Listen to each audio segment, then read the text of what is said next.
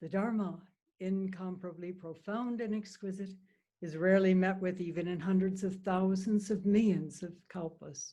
We now can see it, hear it, accept and hold it. May we realize the true mind of the Tathagata.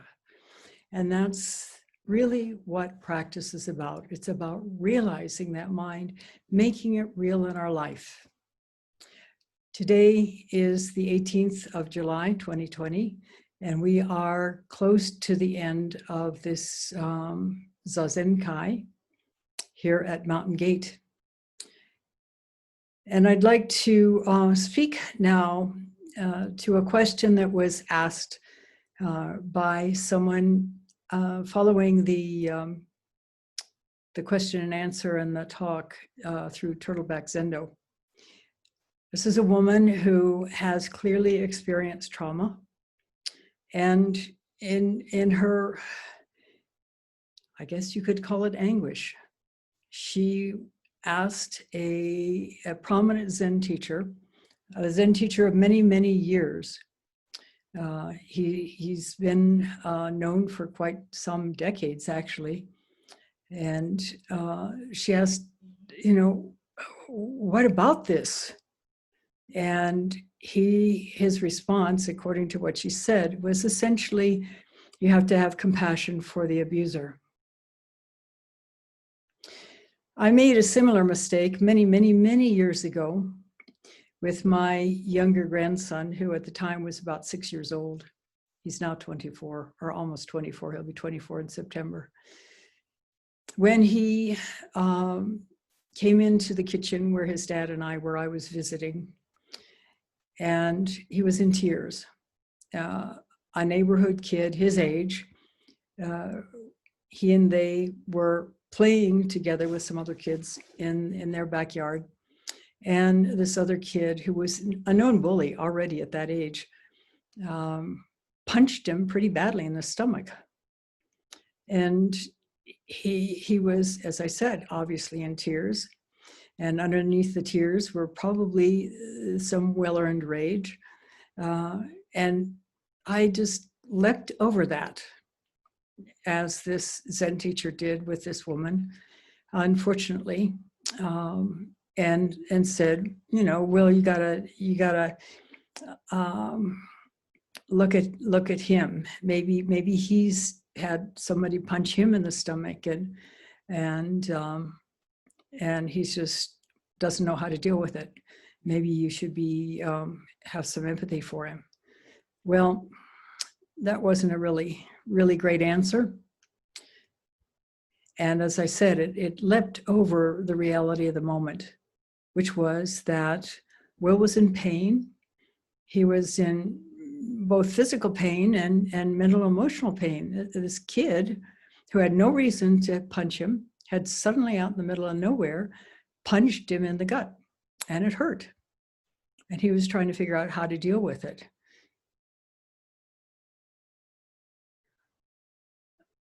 There is a big misunderstanding, a vast misunderstanding in Zen, including by Zen teachers, many Zen teachers, of emptiness.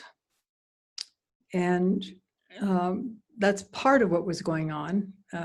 Part of it was just that I wasn't willing to really address the whole issue. In which case, both for this woman and for my grandson Will, what was needed was some avenue through which to deal with the very serious trauma and the pain and suffering and the rage and the grief that was part of that whole package.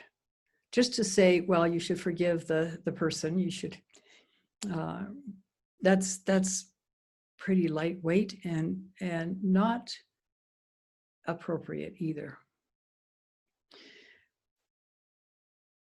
Quite a few years ago, when I was traveling with Mitra-roshi on my way to Sogenji, back to Sogenji actually, we stopped in San Francisco where he had a couple of friends, and found ourselves, among other places, in the kitchen of Yvonne Rand's house. Yvonne Rand at the time was a Soto Zen teacher. She had been part of the San Francisco Zen Center, had been a student of Richard Baker. So had her daughter. And her daughter was unfortunately sexually abused by him. And so in her quest for how could this happen? She asked Mitra-roshi, how could someone who is an authorized Zen teacher sexually abuse someone or abuse someone in any way? And Mitra-roshi's response was, they didn't spend a long enough time in the zendo, in the monastery. And what that translates to is their practice was still uncooked, still relatively superficial. And this is something that is absolutely vital for each one of us, to stop when it starts to feel good, which eventually it will. Have faith in that, is to rob ourselves, not to mention everyone around us, the opportunity to really, really become free. Zen reached America through the talk by Shakusoen, the Rinzai Buddhist monk who actually trained at Sogenji, by the way. When he gave a talk at the World Conference of Religions in Chicago in, I think it was 1896, D.T. Suzuki translated for him. And then D.T. Suzuki remained and did some amazing work with regard to opening doors for Americans and other Westerners to Zen practice. It, in very, very small areas, exceedingly small areas. I think there was one family in Northern California that somehow connected with a Buddhist monk and housed him, and he taught the family, certainly at least the wife. But in general, Zen just wasn't there in America in the mainstream until the 1950s, and then the Beat generation got hold of it and completely misunderstood and assumed that to be free meant to do whatever you feel like. Didn't matter what the consequences were. And here's another mistaken expression of emptiness. It's not like that. Shido Unan was able to receive the accusation that he fathered a child, which was untrue, and accept this infant that was not his, raise it for a year, and then give it back when the grandparents came back to take it because the mom had finally confessed who the father really was. And all he said was, Soka, meaning, oh, I guess it looks like that, doesn't it? He doesn't have any felt need to defend himself or be angry, get vindictive, any of those things. Of course, it was very clear to him from the get-go that his word would not be taken anyway. He may as well save his breath, since the girl herself was the one that said that it was him. But again, later on, the year later, when the grandparents came back, and this time they were absolutely mortified because of what had taken place. They'd wrongly accused him, and he had to deal with raising this infant all by himself.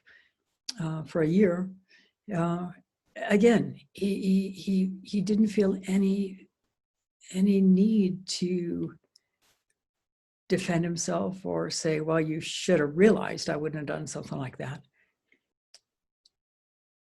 But that was because he had done a tremendous amount of Zazen and understood a very, very, very deep truth that allowed him to live that truth. And that's very different from having an experience of abuse that has not been processed, has not been really, really worked through and let go of.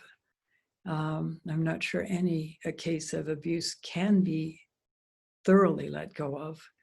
There's always tiny traces of it, at least. But in order to be able to reach the mind state that Shida Wunan did, there's an awful lot of work that has to be done before that. There's no whitewashing. This is really, really important. I mentioned Yvonne Rand's daughter and the trauma in that family. And there were many, many other families that were traumatized, and not just with that particular person, but with other supposed Zen masters who had not been, as the expression goes, thoroughly cooked. They had not realized to the depth that they understood that not only is there emptiness, but emptiness is form as well.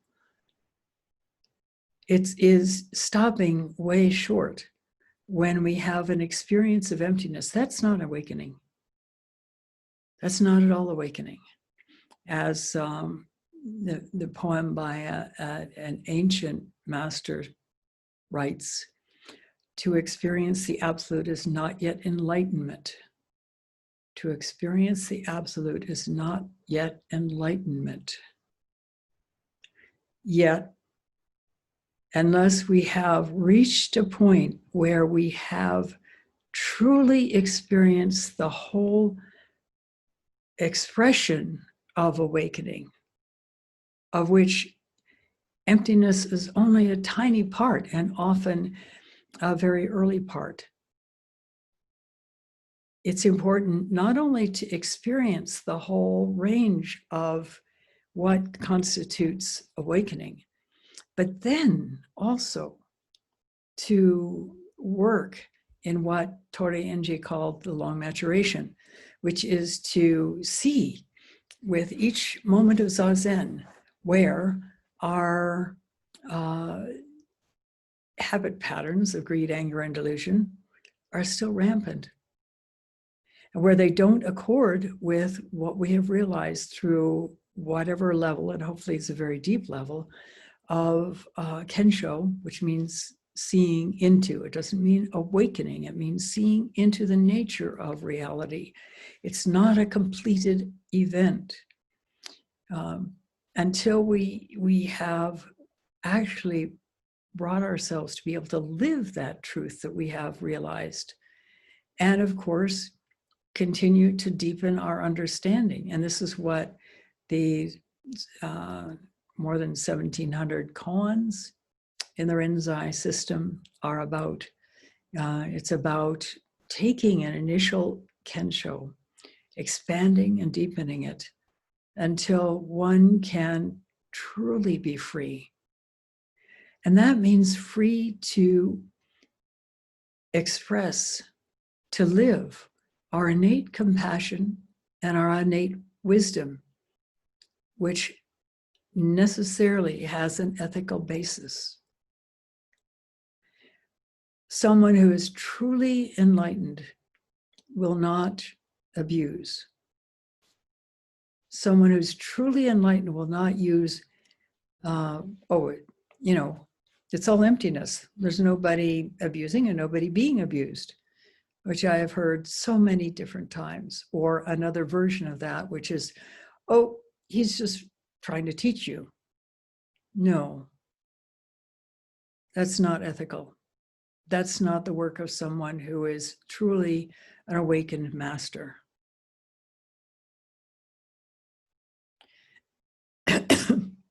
Our life, excuse me, our life takes many avenues.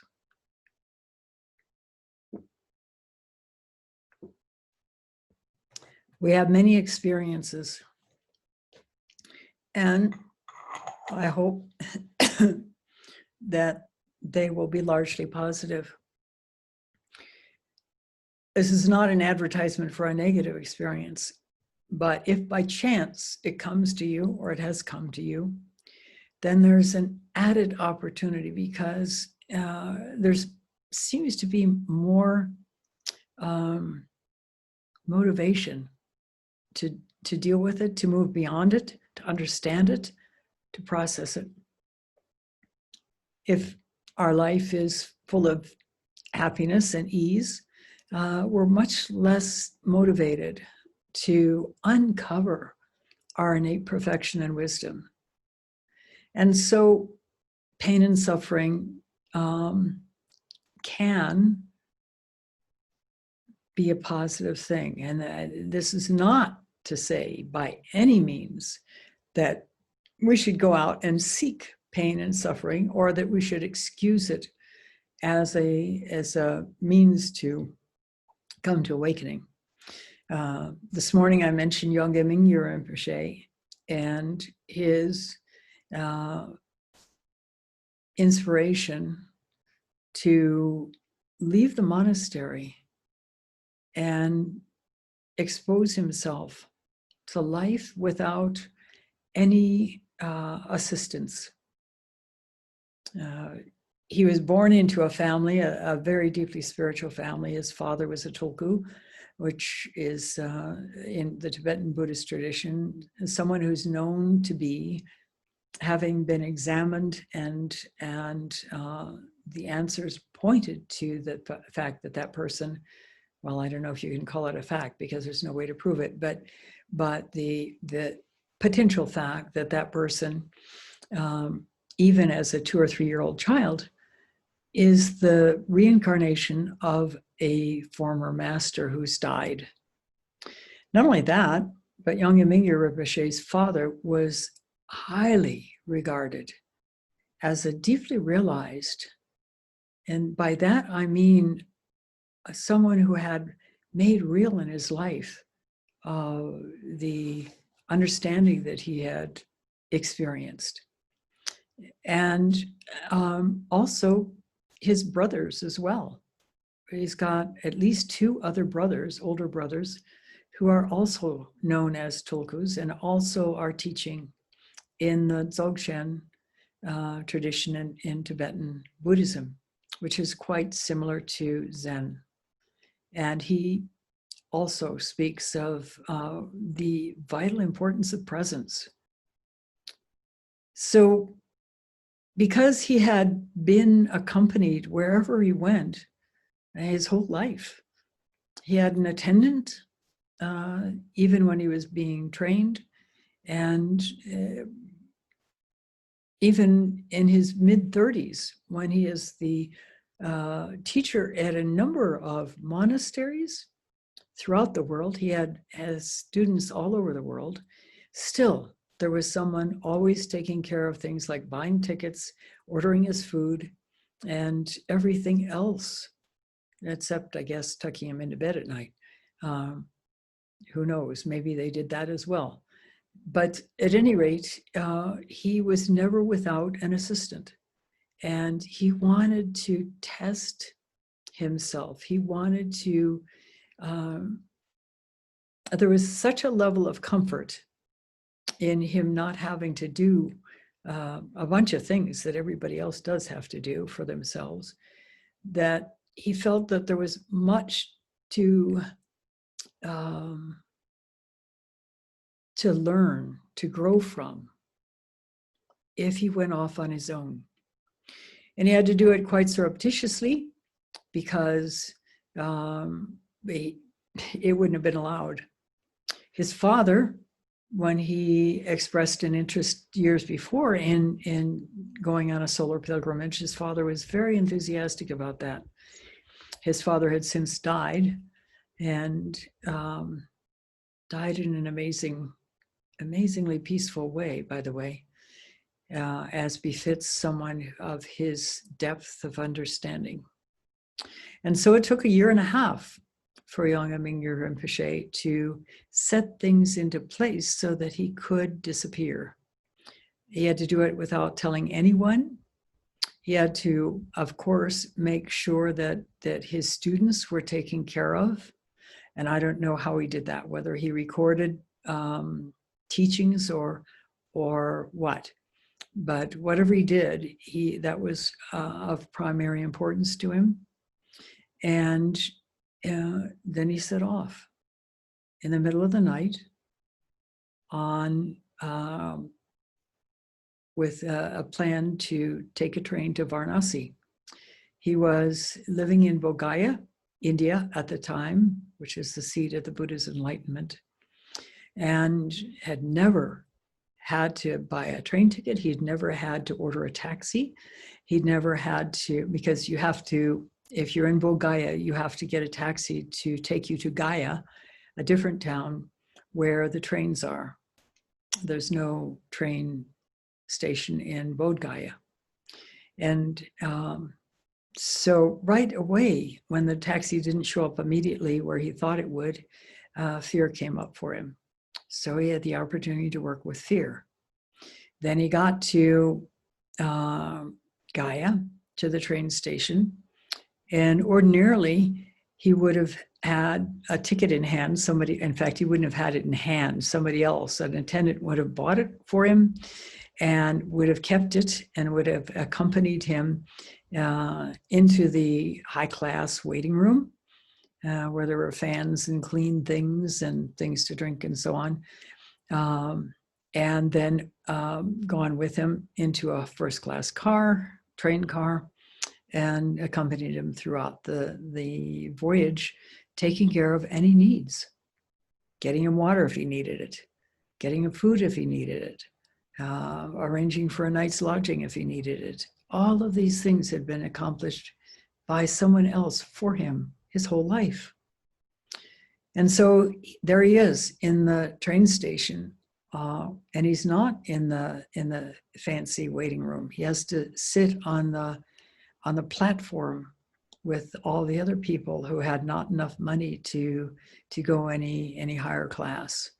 And he was struck by how dirty they were. Of course, they didn't have the means to take baths. They didn't have the means to get ironed, clean clothes. And because of all that, they also reeked, which was also a challenge for him. And it took him 3 days before he could actually face getting on the train. And he had a little bit of money that he managed to squirrel away over that year and a half. And so he was able to, there was a kind of a communal bed available, not bed, but bedroom available above the train station that he could rent for a very nominal fee. So he did that for 3 nights. So he had a bed to sleep in, and he was away from the main part of the crowd. But then it was time to go. And so he got on the train in the lowest class car, was horrified at how incredibly crowded it was. He was pressed against the wall by human bodies. Finally managed over a period of hours to get to a bench as people left and came on the train. And then he got to Varanasi. And again, he really wasn't ready to step into begging. And so he found himself, I think it was a little beyond Varanasi, because he did spend a day or two in Varanasi. And then he went to the town where the Buddha died. And there is a park called Parinirvana Park, which was quite fitting in this case. And he went every morning, having stayed the night in clean lodging, went every morning to sit zazen. And one morning, an Asian man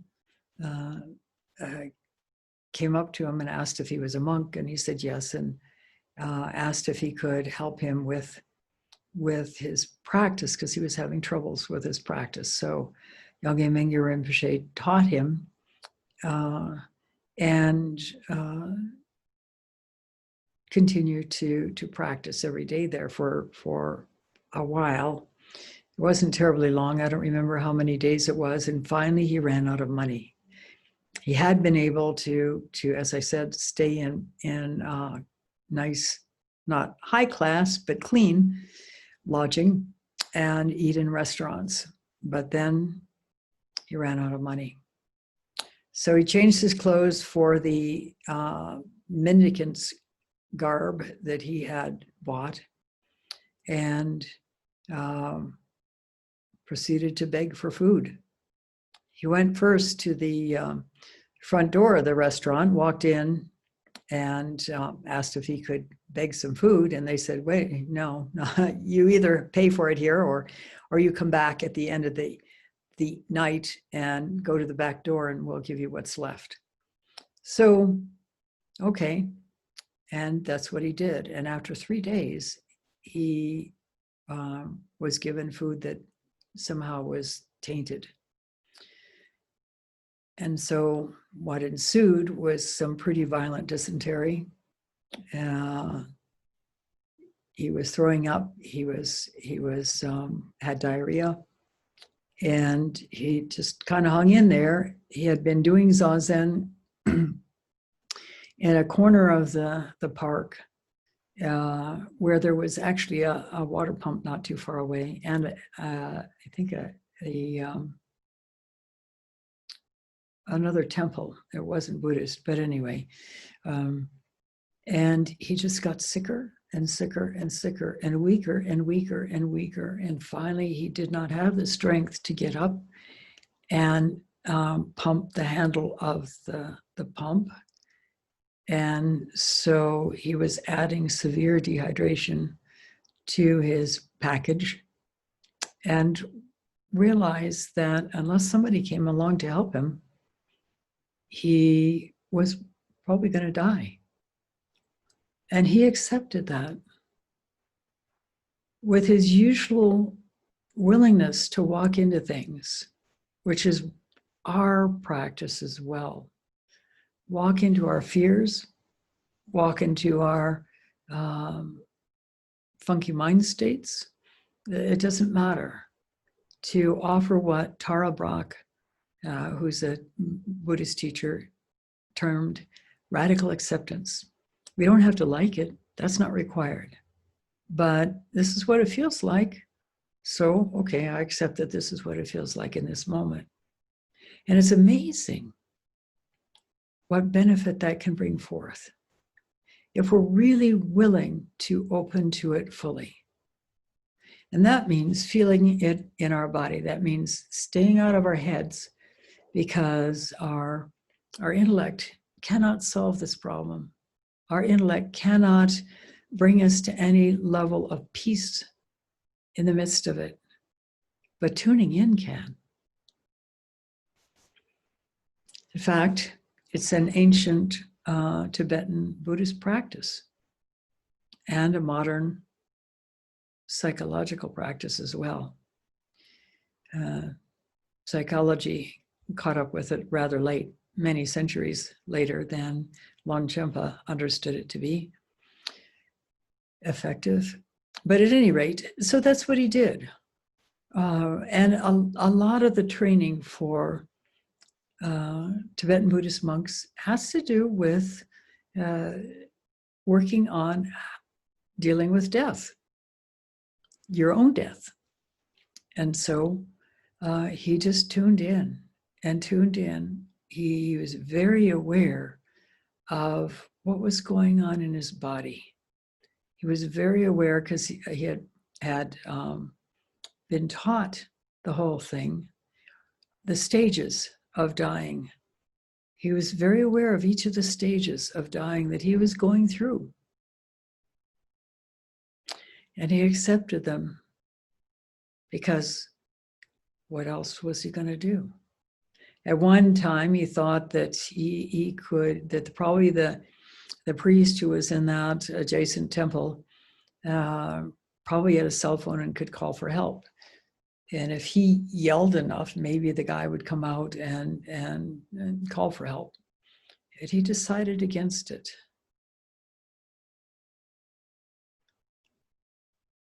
He felt that his karma would bring him to survive or not, and that whether it brought him to survive or not, it had the potential right there to open him to the amazing power that true presence has. When we walk into whatever is going on, again, viscerally, it can be profoundly transformative. And cutting the story short, for him it was. He did survive, barely. Somebody rescued him. He found himself in a hospital. He doesn't know how he got there. He was definitely towards the final stages of dying.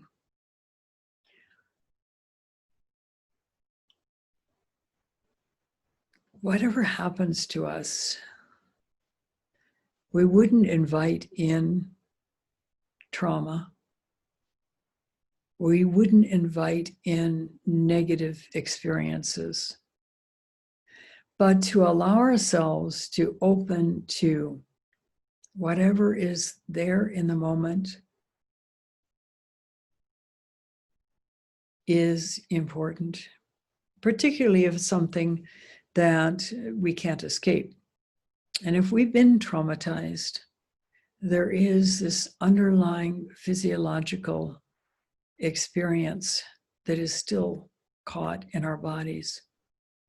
And there's definite reckoning that can be done if we are allowing ourselves to truly work on it. It can help a great deal to work with a trauma therapist. It can make a big difference. I know it did for me. Sometimes things are so big that you need a little help. Practice is incredibly effective, and practice combined with therapy is even more effective. A long time ago, Mitra-roshi kind of sneered at the idea of psychotherapy. He was convinced at the time that psychologists were just trying to usurp Zen and do Zen, sort of a fake Zen in the name of psychotherapy. And then one day he was asked to give a talk at the Omega Institute in New York to a group of psychologists, and was deeply impressed by their interest in understanding how to practice. They weren't interested in converting their patients to Zen. They were interested in practicing themselves for the benefit that could spread wide and include their work with the patients. Not necessarily that they were going to become, as far as they were concerned, they had no interest in becoming Zen masters. They were seeing it as a tool that they could use to work on themselves, which would make working with others more effective. And then about the same time, some of his students actually decided to go ahead and do psychotherapy on their own, even though they understood his position on it. And he was also deeply impressed by how they were able to go much deeper in their practice as a result of having done the psychotherapy, which kind of got some of the big boulders out of the way. It's not a cure-all, and we do have to do the work. But anybody who has experienced negative experiences in life, particularly if they were traumatic, Zen Buddhism does not teach to pretend they don't exist, or to sort of jump over the pain and the anguish and the suffering and say, oh, you ought to just forgive your oppressor. No. Maybe you get to that point, but there's a lot of work to free yourself from the experience and deal with the experience. It should never be run roughshod over. It should never be denied. It's going to impact your life. It already has impacted your life. And with Zen practice, it can help you millimeter by millimeter become free of the results of the trauma, the psychological results, the pain and the suffering of the trauma, and particularly if you also work with a therapist. It's not about emptiness. It's about life.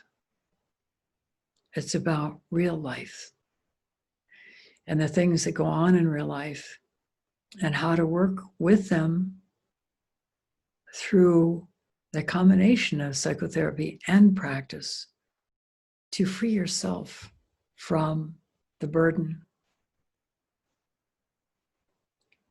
And then, as I said before, it may come to a point where you can look at it differently, but that's not the goal.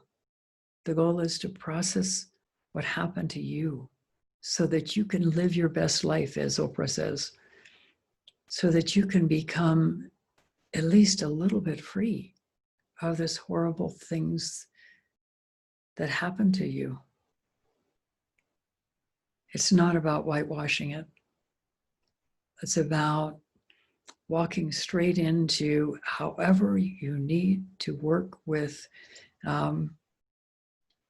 appropriately, dealing with the residue, and there's plenty. So I hope this has helped. And if anybody has any questions about it, please go ahead and email me, and I'd be happy to address them. Thank you for listening. We'll stop now and recite the 4 vows.